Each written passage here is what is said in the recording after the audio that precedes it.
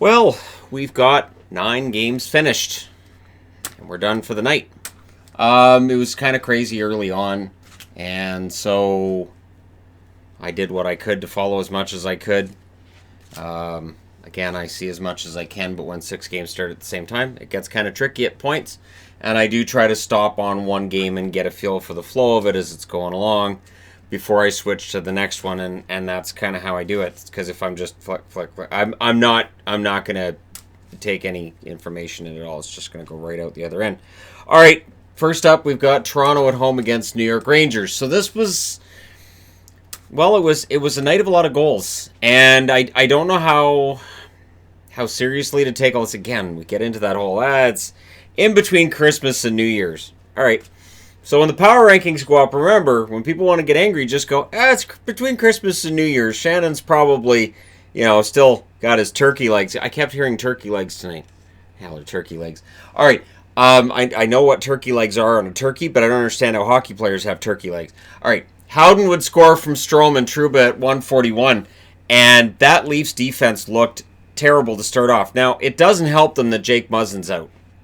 And that came out after I did my News of the Day video, that Jake Muzzin's going to be out for a while. So he is probably their best defensive defenseman, and that leaves them with a large hole in the blue line. And that kind of showed tonight. The Leafs got a power play. They would score on it. William Nylander from Tavares and Matthews at 4 minutes and 21 seconds. Yep. Strome would score from Panarin, however, at 7:59. So the Rangers seemed to be a step ahead of Toronto for most of this game when it came to the scoreboard. The Leafs were up 11-5 in shots at the 11.5-minute mark, but again, Rangers just answered on the scoreboard seemingly at will. The Rangers did push with the lead before the end of that period, but in the second, it's Strome again. So Strome, apparently the Rangers wanted him to shoot the puck more. He was passing it too much. He seems to have taken that to heart. He has started shooting the puck. It's making a big difference. He gets a goal from Panarin and fast at 4:37. I didn't think it was a great goal on Freddie, but Freddie really wasn't the issue tonight. I thought the defense in front of him, a lot of glaring errors and turnovers. The Leafs got a power play. A pretty solid one as well, but Georgiev, he was great. This was a good game for him. However, Matthews would score from Marner at 7:48. That gives Matthews 25 goals on the season. I believe that was 25. No, that was 24. 25 comes later. So he's on pace for 50, just for anybody who wants to know. And if he hits 50, we know we're going to hear about it a lot through the media and through the fans. And he is a pretty good goal scorer, too. Anderson denied the Rangers' attempt to answer, but it was end-to-end action. The Rangers get a power play. They don't score on it, but then Zibanejad scores from Kreider at 17:05. So the Rangers continue to plug away. They have a lead at that point of 4-2. And in the third period, well, Toronto knows what they need to do. And they get a goal from an unlikely source. Engvall scores from Barrie and Kapanen at 6 minutes and 22 seconds. So Barrie, who had his defensive lapses during this game that led to opportunities for the Rangers, makes up with it with an assist there. Hall then jumped in and got some good close-in shots. They pointed out how many times the defense was activating and going in. The problem is that also leads to goals against. So it's a double-edged sword there, that when it succeeds, it looks really good, but when it fails, you're leaving a forward likely covering on the blue line, and teams will feast on a forward being back on the blue line. The goalie gets pulled with 1 minute and 10 seconds left, and guess what? It worked. Matthews scores from Nylander and Barrie at 19:07. So they score with the 6-on-5. They force overtime. Early on, Riley gets a shot. It is denied by Georgiev. It goes the other way, and you know what happens. DeAngelo scores from Panarin and Strome at 52 seconds. So Strome had an amazing game. This might have been the best game I've seen him play this year. He ends up with 4 points. He is your first star. Matthews is second. And DeAngelo, with the overtime winner, is your third star. So DeAngelo, he is all offense. And what an offense he provides.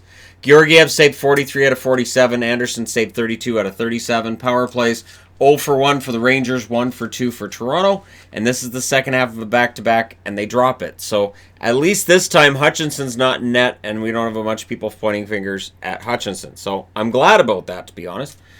Shots were 14-10 in the first in favor of Toronto, 19 apiece in the second. 12-7 Toronto in the third, and in overtime 2-1. They outshot them 47-37. And the reason I say I'm glad Hutchinson's not in is because it was too easy to point the finger at Hutchinson when the whole team played terribly. But you go, oh, well, Hutchinson was in, so they knew he was in the net, so they played different. Well, Anderson was in the net tonight, and the defense was not fantastic. So Toronto's been able to win some games with some questionable defense. Tonight they weren't able to do that. And I'm talking about that Carolina game. Was there defense? I guess that's a better question. It's probably a better question. Moving along. Montreal. What happened? I was all ready to wear a Montreal jersey for this review. I was like, wow, Montreal, what a great road game. And then it stopped. So, Kotkaniemi scores at 2 minutes and 8 seconds. I thought he had a good game tonight in his return. The Habs then went right back to it. And the shots were 9-0 Montreal at 4 minutes and 40 seconds into that first period. It was all Habs. The Bolts, they look completely lost. Halfway through the period, it is 16-0 in shots for the Montreal Canadiens. 16-0. Nothing for the Montreal Canadiens. Domi then hit the crossbar, and the play continued, and then the league made that call. The buzzer goes, which means that puck was in the net. So Domi gets a goal from Suzuki and Petrie at 9:59. They added about a minute and a half back onto the clock, and it's 2-0 for Montreal. And the Bolts looked awful. They looked absolutely done. And that shot being in the net meant it was 17-0 in shots at the half, not 16, because of course the shot off the post doesn't count as a shot on net. However, while it was 18-2 in shots at 14 minutes, Tampa Bay picked it up. They woke up, and sure enough, last minute of that period, Killorn scores from Cirelli and Stamkos. So in 19:01, with Montreal dominating this period, the score's only 2-1 for the Montreal Canadiens, and I thought, this may not be over. Second period, Stamkos scores early from Hedman and Killorn at 1 minute and 34 seconds. Stevens then scores his first National Hockey League goal from Hedman and Vasilevsky at 4 minutes and 56 seconds.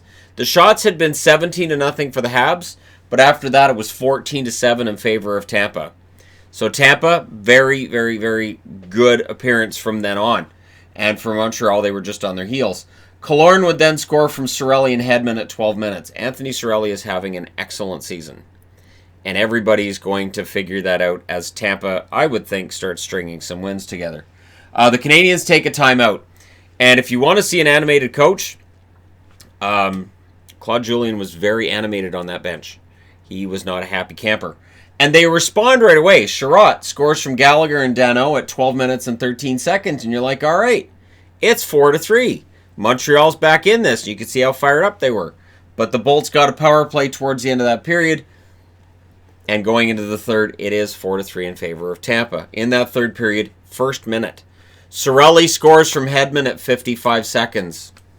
Gord, though, missed an empty net. Yanni Gord is having his issues this year offensively. The Habs got a power play around the halfway mark. They got a power play late. They would score on it. Wheel scores from Tatar and Gallagher at 18:32, and they fought for it. They just could not tie it. And then there was a nice little scrum at the buzzer where I'm sure they exchanged information about where they're going to go for their New Year's Eve celebrations to ring in the New Year. I'm sure that's what Tampa and Montreal were doing. And discussing how much they're looking forward to the next time these teams meet, which is pretty quick. Price saved 25 out of 30 in the loss. Vasilevsky saved 39 out of 43. Hedman, Killorn, and Stamkos are your 3 stars. Power plays, 1 for 2 for Montreal, 0 for 1 for Tampa. The shots favored Montreal, 20-10 in that first period. Both teams had 10 shots in the second, and in the third, the shots are 13-10 in favor of Montreal. The final shots are 43-30 in favor of the Habs. So for Montreal, probably not a game that they're going to be overly happy with because they were up 2-0 and they had all the shots. And then Tampa woke up and they didn't really have an answer. All right, moving along. Detroit. Well, the Red Wings tonight came out ready to play, and then they weren't. This is sort of what happens with Detroit. And again, lots of goals in these first 4 games here tonight. The Panthers got an early power play. That's why I covered my mouth. That would have been ugly if I covered the microphone instead. I would have been just not good. Dadonov scores a power play goal from Huberdeau and Hoffman at 2 minutes and 46 seconds to make it 1-0 for Florida. Helm would then score from Zadina at 9:29 to tie it. And less than a minute later, it's Larkin from Athanasiou and Daly. So at 10 minutes and 7 seconds, it's 2-1 for Detroit. And Detroit had them on their heels. They were pushing for a third. They weren't happy with 2. They wanted 3. And then they get a power play. Well, luckily for Florida, the power play was not effective tonight. So going into the second period, it's 2-1 in favor of Detroit. And they mentioned that Riley Stillman had played 7 minutes and 7 seconds of that first period. He was playing a lot because Ekblad and Weegar were both out tonight for Florida. So that really hurts their blue line right there. There was an early Panthers power play. Guess what happens? Nielsen scores from Nemeth at 46 seconds. Yes, Franz Nielsen got a goal, his first of the season, and it's a shorthanded snipe. That was a nice goal. First shorthanded goal versus Florida all year. They were the last team in the NHL that had not allowed a shorthanded goal. Now they all have. So for Florida, frustrating game. They're down 3-1. But on that same power play, Connolly would score from Barkov and Trocheck at 1 minute and 58 seconds. And that's where the momentum swing took place. So Detroit had confidence. They were playing good until they weren't. And the Panthers pushed for the tie. They would get that. Hoffman would score from Boyle and Vetrano at 6:39. And 9 seconds later, Tony Nato scores. So at 6:48, it's all of a sudden 4-3 for Florida. And Jeff Blashill calls a timeout. Like, all right, we got to knock this off. So they don't allow another one before the end of the second. In the third, Sevier took a shot off the ankle, which looked kind of ugly, but he stayed in the game. A lot of guys got hit with shots tonight. Just crazy. We had an extended 4-on-4 play at around 13 minutes. And guess what? We get a goal out of it. Strallman from Hoffman and Barkov at 13:24. And then Blashill, thinking outside the box, down by 2, pulls the goalie with 4 minutes and 50 seconds left. Normally, I shake my fist at it, but in this case, it's Detroit. They're not making the playoffs anyways. Doesn't matter. Glendening would score, though, while the goalies pulled from Hronik and Larkin at 15:49. And then they pulled the goalie again. They were not able to tie it, but boy, did they put some fear into Florida tonight. Howard saves 25 out of 30 for Detroit. Drieger saves 35 out of 39 for Florida. 3 stars are Hoffman, Strallman, and Larkin. Power plays 0 for 2 for Detroit. 2 for 3 for the Florida Panthers. Shots were 17-11 Detroit in the first period. It was 14-6 in the second in favor of Florida. And then in the third, 16-5 in favor of Detroit. Final shots, 39-30 in favor of the Detroit Red Wings. Not a game that Florida's going to be overly happy with. There's a lot here for Joel Quenneville to be pulling his hair out about. And yet, they get the win, so it's all right. They jump back into a playoff spot. We'll talk about the playoffs in a bit and where everything is, because we've seen some movement tonight in that. And a lot of movement on the power rankings board, too. I've been pulling my hair out tonight, which is tough because I don't have a lot. Trying to figure out, okay, this team, okay, I'll put this team here. Okay, no, this team's got to go. Anyways, these games didn't make it any easier. All right, moving along. Nashville in against Pittsburgh. And yeah, that's right. The power rankings. I look at them and say, no, I got to move. Oh, but I can't. I can't. So even I look at the power rankings and I go, really? Because I got to. Anyway. Nashville went in against Pittsburgh tonight, and this is the most bizarre game I've seen of Nashville's all year. This is an absolutely bizarre game, and it's a heartbreaking result if you're a Preds fan, because it looked like they'd figured it out. They got it. They're going to at least get a point, and then they didn't. Rust scores from Gensel and Malkin at 32 seconds. 33 seconds after that, Cahoon scores from Galchenyuk and Ricola. So at 1:05, it's 2-0 for Pittsburgh, and I said out loud to the TV, well, thanks for coming out, Nashville. I was like, okay, so that's done. And this was with Saros in net. So they did exactly what I thought they'd do with their goaltenders, and it backfired last night and tonight. Saros then stopped a Johnson chance. Murray playing with a lead seemed to be really important. Matt Murray hasn't had a win in a while. It's important to give him a lead, give him some confidence. The Penguins got a power play, and they scored on it. Letang scores from Malkin and Rust at 9:04. So Rust with a goal and an assist. Malkin already with 2 helpers in this. And ho-hum, Saros is out. Rene's in. So that means Rene's going to get destroyed. And yet, he doesn't. His save percentage tonight was above 900. Who knew? Last minute wraparound by Brandon Tanev failed. That one, I thought that was going in. I really did. And it would have made it 4-0 after the first, but it didn't go in. So it's 3-0 after the first, but I'm still looking at this and going, well, it's done. Second period, the Predators get a power play they scored on. Arvidsson would get that power play goal from Yarncroke at 4:07. The Penguins then got a power play, and they scored on theirs. So Galchenyuk scores from Marino and Ricola at 8:02. And that penalty kill for Nashville killed them tonight. And when that penalty kill is bad, it is horrendous for Nashville. Smith would score from Blackwell and Yossi at 16:03. So that makes it 4-2. And then Granlund scores from Duchesne and Forsberg at 19:01. So all of a sudden, it's a 1-goal game. And I'm thinking, all right, so maybe. So third period, the Predators get a power play. They don't score on it, but they apply some pressure. And by some pressure, I mean a ton. Granlund would score from Duchesne and Yossi at 8:56. We have a tie game. Tie game. And then there's a penalty called that the Nashville announcers didn't think was a penalty. They thought it was a cheap penalty. They weren't happy about it. And what happens when it's a penalty you don't agree with? A lot of the time, those are the ones that end up in your net. So Gensel scores a power play goal from Malkin and Rust. Gensel with another fantastic game, and that's at 18:57. So they reviewed it. They wanted to make sure it was in, and that it was in before the whistle or on the first try, and it was a goal. Again, the Nashville announcers right off the bat were like, that didn't cross the line, that's not going to count. And then they looked at the replays and they went, oh yeah, it looks like it's a cross. So the angle they showed, you couldn't necessarily see the puck in the net, but because of the placement of the goaltender's glove and you could see the goal line, there's no way the puck wasn't in the net. So that, if that's the angle the NHL used, makes sense. There was another angle. The puck was across the line. They pull the goalie, and Rust would score from Gensel into an empty net at 19:22. So 6-4 is your final score for Pittsburgh. And again, it's a heartbreaker for Nashville. There are teams above them that have been slumping, and they could jump right back into a playoff spot. These two losses against Pittsburgh and losing them both in regulation has really hurt their chances right now. Overall, I still think they're trending in the right direction. These two losses to Pittsburgh are concerning. The good news is they won't see Pittsburgh again until next year, unless they meet them in the Stanley Cup Final, which is really unlikely. Saros saved 5 out of 8. He's out. Rene saved 25 out of 27, so he played pretty well after he went in. Matt Murray saved 44 out of 48, so yes, he allows 4 goals. He also saved more than 90% of the shots he faced.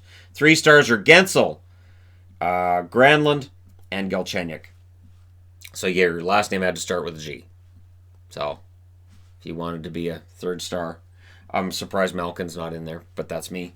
Power plays 1 for 2 for Nashville, 3 for 4 for Pittsburgh. So that's what kills them in this one, is that they allow 3 power play goals. Shots were 17-10 Pittsburgh in the first, 17-9 in favor of Nashville in the second, 21-10 Nashville in the third.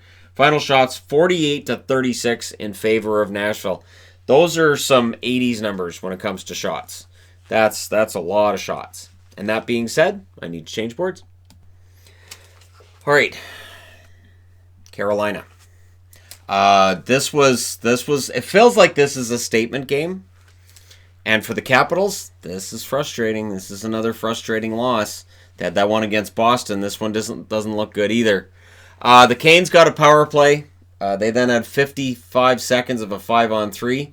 Hamilton had a 5-on-3 shot that went high, but Wallmark would score at 10 minutes and 38 seconds on a power play from Niederreiter and Dzingel. So Carolina's power play would strike, and they made it 1-0. The Caps got a power play. It didn't succeed. They would have power plays that would succeed, but that wasn't it.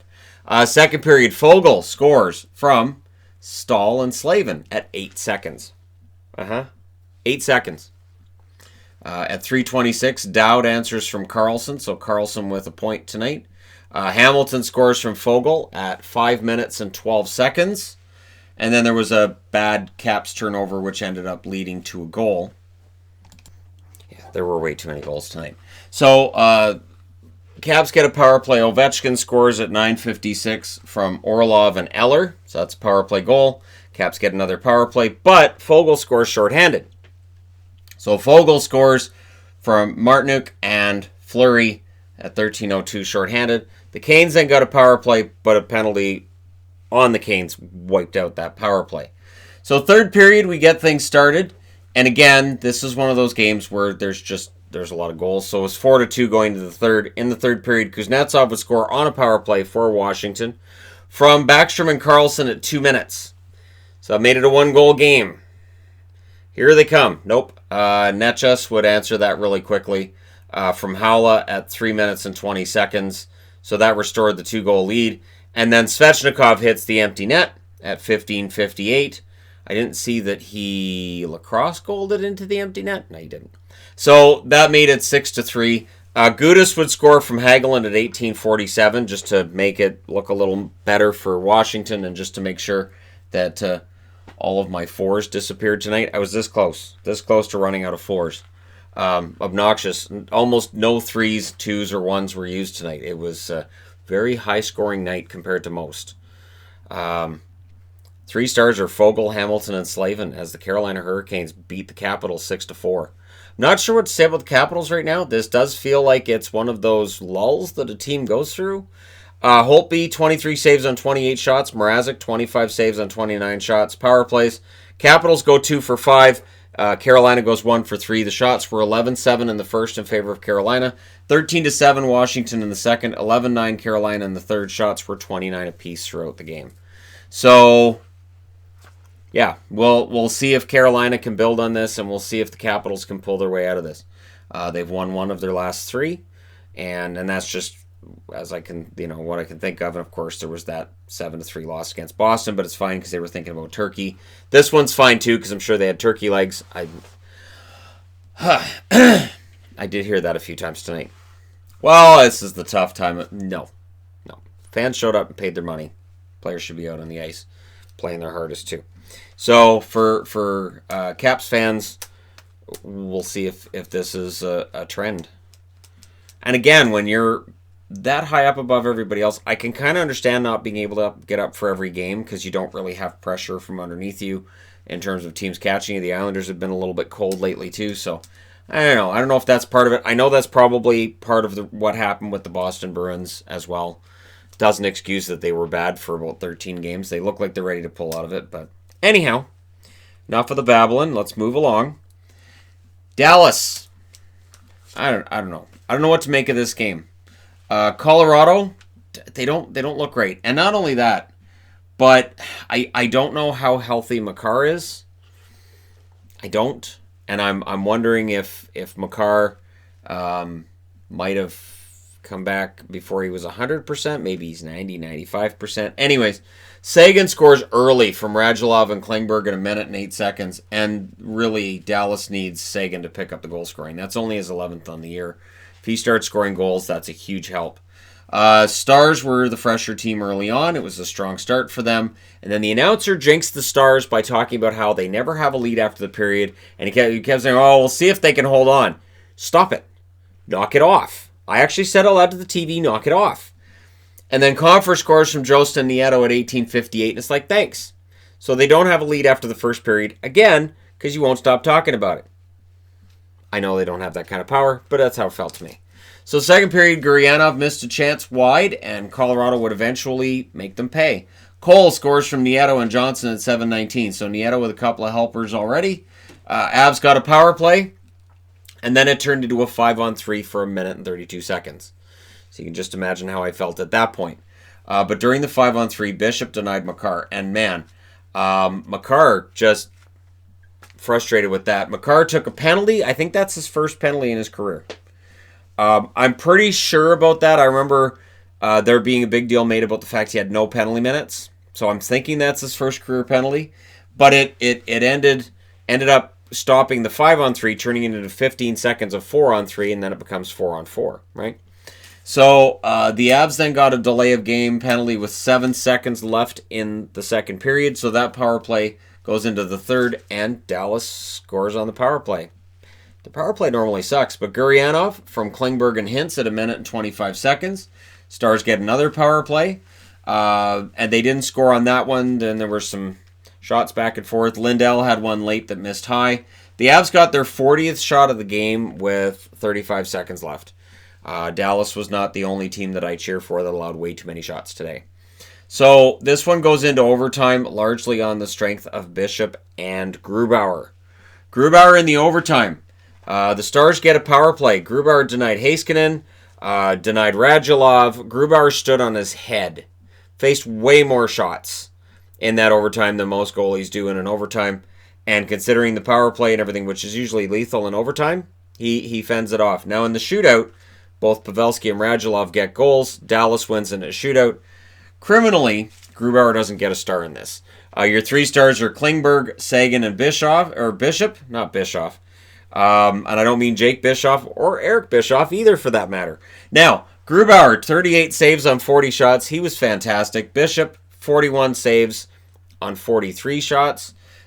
Power plays, Colorado 0 for 3. Dallas 1 for 5. So shots, 12-8 in favor of Dallas in the first, 19-11 in favor of Colorado in the second, 15-10 Colorado in the third, and then Dallas wakes up in overtime with 7 shots to the 1 from Colorado. Final shots 43-40 in favor of the Avalanche. So for the Avs, this is 2 losses on 2 nights. This one they do get the point out of, and they look better in this game than they did last night, certainly. But for Colorado, it's been a bit of a problem lately for them. Getting on another winning streak. I still think they're going to get there. I have no doubt that Colorado is a contending team.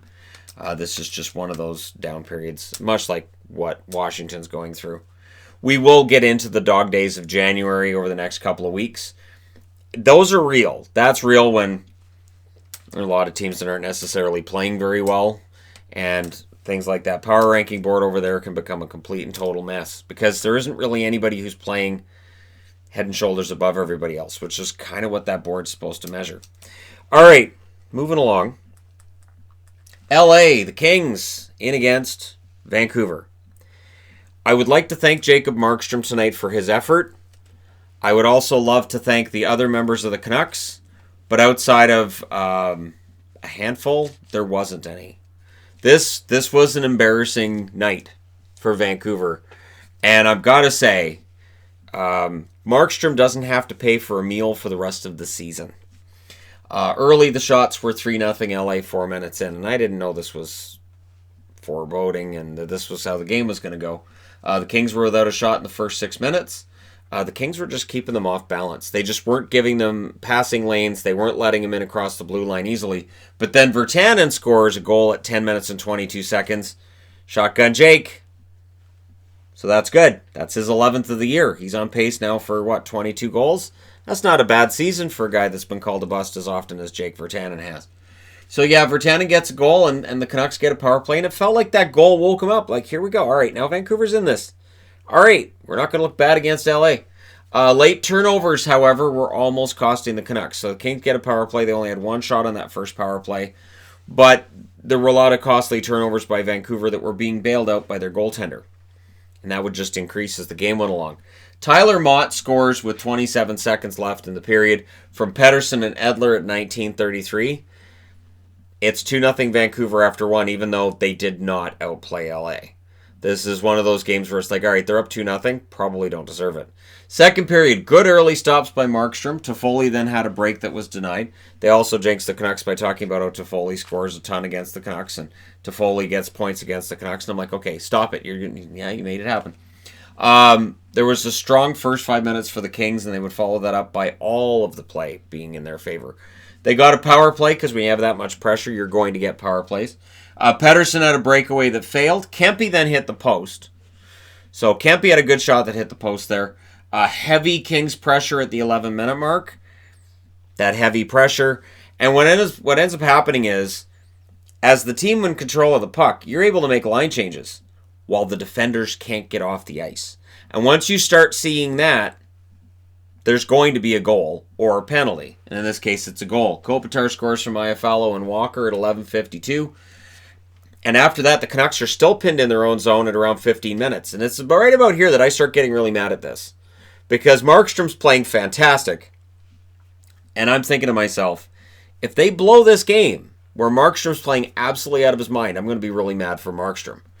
Horrible effort, that whole second period I felt by Vancouver. And I thought, all right, they escaped the second with 2-1 lead. Just come out in the third.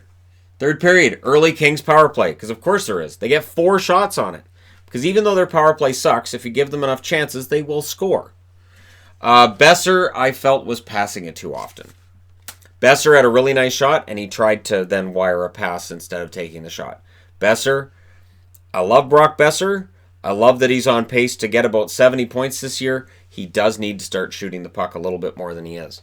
Toffoli would then score from Kopitar and McDermott at 6:46. That was tough. I'm like, now, Markstrom, as many saves as he's taken in, the Canucks aren't getting enough shots at the other end, but they got a break. Pettersson would score 19 seconds later from Miller and Besser at 7:05. So Besser does get the secondary assist on the goal by Pettersson. Miller adds to his points totals, and that gives the Canucks a 3-2 lead, which had to be frustrating for the Kings. You have made so much effort. There's been so much work to get this game tied up. You got it tied up, and then less than 20 seconds later, it's in your net, and now you're chasing the game again. Wagner missed a chance in close. The puck was in the Canucks' end just entirely too much late in that game, and there were way too many shots. Way too many shots on Markstrom. Poor guy. They pull the goalie with 1 minute and 44 seconds left. You'll notice there's no empty netter because, of course, there isn't. But the Canucks did hold on. Or should I say Markstrom held on. There was some... And it's funny, too, because they talked about how Fantenberg's in the lineup and Jordy Benn's been the healthy scratch. Fantenberg's been one of their best defensemen. If they scratched Fantenberg right now, I'd be pretty ticked off. I like Jordy Benn, but Fantenberg's the better defenseman. So, yeah, you definitely put Fantenberg in the lineup. Now we're all wondering, why wasn't he in the lineup the whole time? So, your 3 stars are Markstrom, and Markstrom. That's my 3 stars. In reality, it was Markstrom, Pettersson, and Kopitar. Jonathan Quick saved 23 out of 26. Markstrom hit 100 wins, which I think is kind of video-worthy considering how many twists and turns his career's taken to get to 100 wins. When he was in Florida and he was a flop, he comes to Vancouver. Fans in Vancouver didn't want him here, couldn't believe that we gave up Luongo to get him. He gets waived and clears waivers to go to the AHL, which left Canuck fans saying, see, nobody wants him, this guy's useless. There were some who understood what was going on at the time, and again, it almost deserves its own video because he saved 49 out of 51 tonight. That's a career high. 49 saves for Markstrom. Power plays, 0 for 3 for LA, 0 for 1 for Vancouver. Shots favored LA the whole time. 12-10 in the first, 18-7 in the second, and 21-9 in the third. Final shots, 51-26 in favor of the LA Kings. Dear Vancouver, if you do this against a team that actually has really good scoring, you're going to get killed. So, just like an FYI, moving along. Vegas. Vegas is interesting in that now they're first. They're first in the division. Arizona picked up Taylor Hall, and since they picked up Taylor Hall, by my count, they're 2-3 now. So this is the narrative, right? And Taylor Hall now has a goal and 2 assists in 5 games with Arizona. It's going to have to be watched because Arizona put a pretty nice package together in order to get him out of New Jersey. So I'm going to keep tracking this because it's fascinating to me. Early on, Vegas got a push. Vegas was not coming out of this with any intention other than to blow these guys out of the building. Fleury robbed Garland.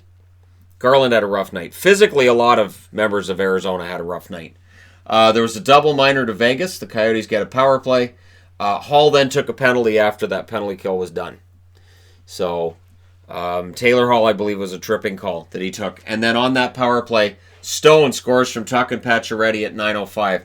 Now, it's a tough goal because right before the puck went in, Jason Demers takes a puck in. I think it hit him in the mouth or in the jaw.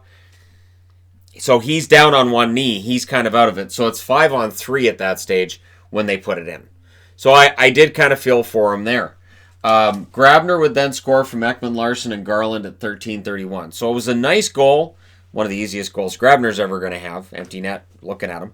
But then Vegas pushed right away for a response.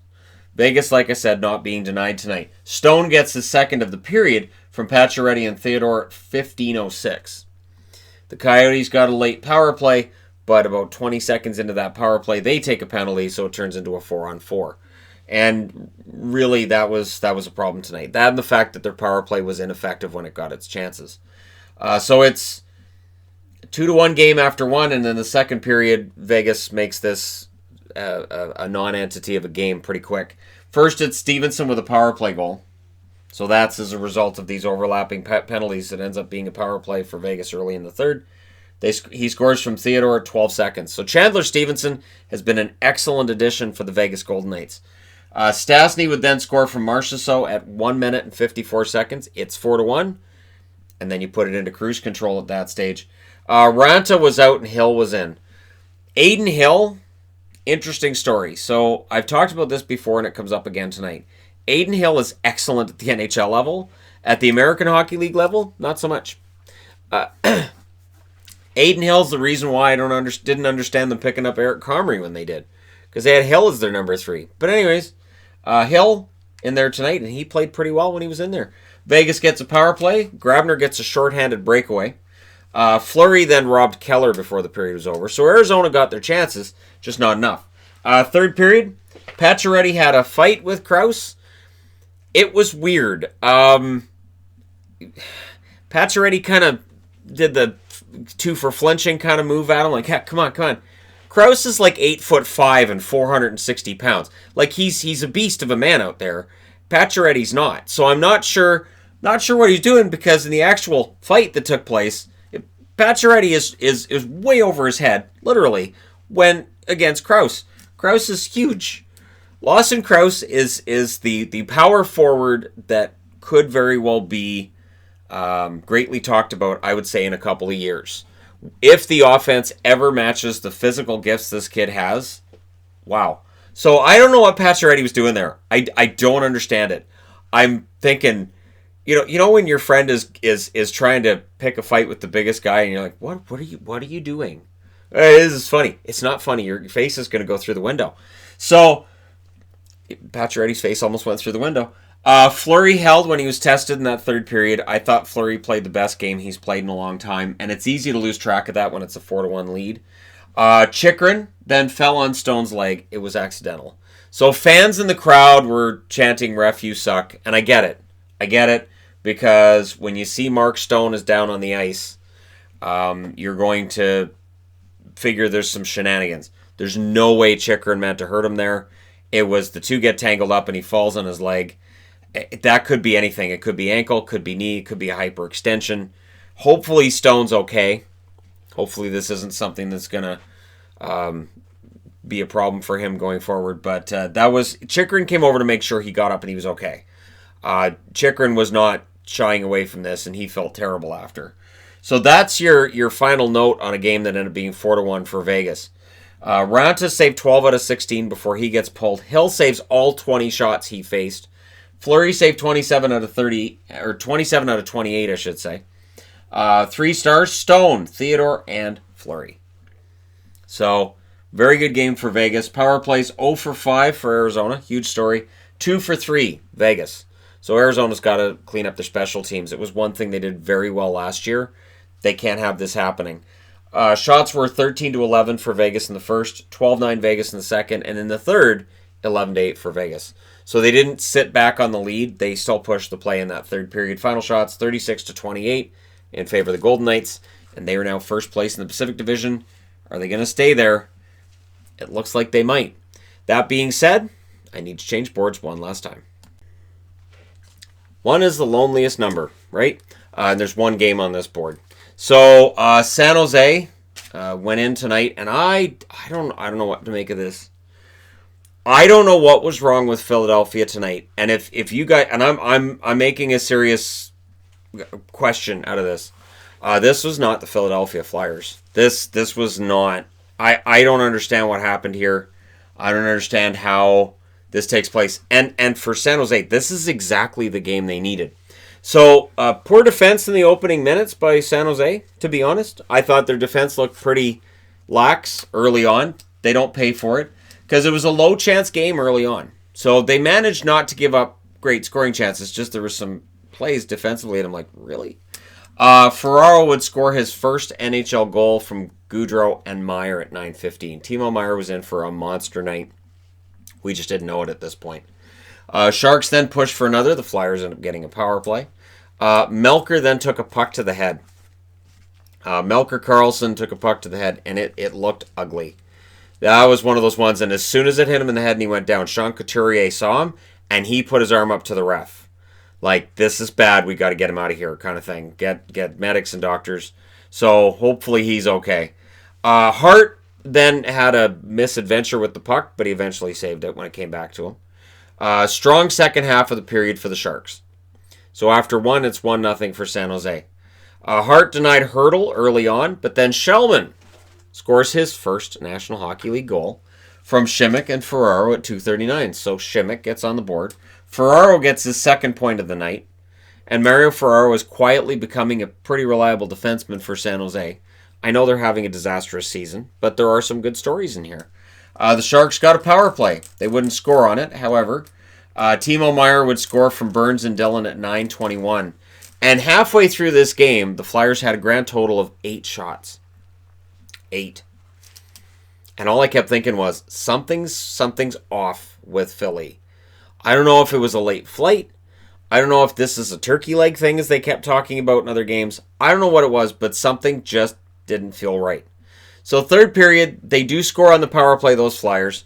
Provorov would get the goal from Giroux and Couturier at 51 seconds.